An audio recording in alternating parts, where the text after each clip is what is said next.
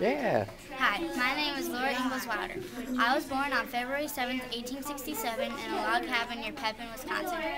My mother's name is Caroline Quinter Ingalls. She was born in the Milwaukee area and grew up to be a teacher. My father's name is Charles Philip Ingalls. He was born in Cuba in 1836 and grew up to be a farmer. I have one older sister whose name is Mary. When I was only 2, my family moved to Kansas to allow my father to farm. When his crops failed, we moved back to Pepin. When I was about 6, I caught scarlet fever. My mother and Mary also caught it. One day when I went upstairs, I found Mary lying in an awkward position on the bed. I later learned that Mary had had a stroke and it had disrupted her vision. In other words, Mary was going blind. 3 years later, we moved to Walnut Grove. After a while, my sister Grace was born. Then my sister Carrie was born. By this time, Mary had gone completely blind. I was now 12 years old and was ready to go to school. Since we moved a lot, I went to many schools. As we moved, we lived on a lot of Indian territory. Because of this, Indians came to the cabin often.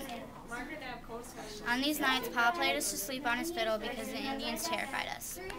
One day, when we came home from seeing the Indian camps with Pa, we found Ma lying in bed with our new baby brother. His name wasn't official, but we called him Freddie. Freddie died when he was only 9 months old. We didn't want to leave his grave, but we were forced to when Pa's crops fed once again. In 1885, I married Alonzo James Wilder. A year later, we had our first daughter, whom we named Rose. After a while, I moved to Rocky Ridge Farm.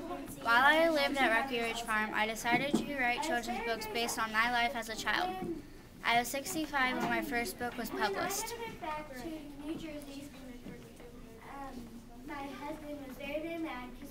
Children loved my books and they always wanted to know what I would write next.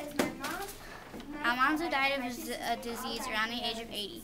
When I retired, I spent most of my time either answering fan mail or spending time with my visitors.